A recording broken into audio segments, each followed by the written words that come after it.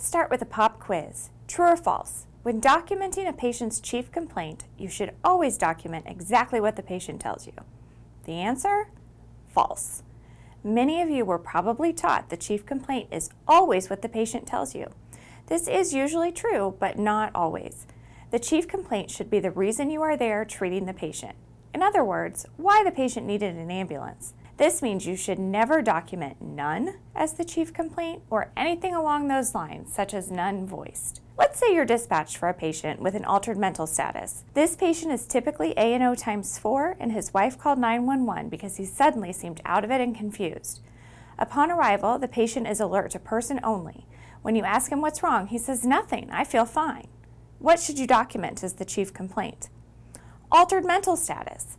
This is why you were called and why the patient needs ambulance transport. You should also never document causes or conclusions as the chief complaint, such as alcohol, ETOH, or intoxicated. Many of us consume alcohol without requiring ambulance transport at the end of the night. This means even if a patient has been drinking, alcohol is not the patient's chief complaint.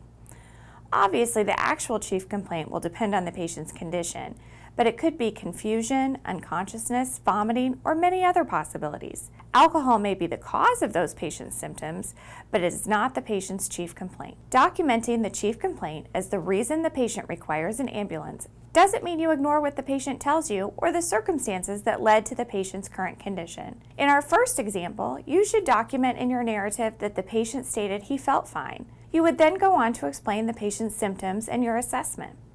In our second example, you could include in your narrative that the patient admitted to drinking alcohol, smelled of alcohol, or was observed drinking alcohol to further explain why the patient was experiencing their symptoms at that time. Bottom line, you should document the chief complaint as the primary reason the patient needed an ambulance.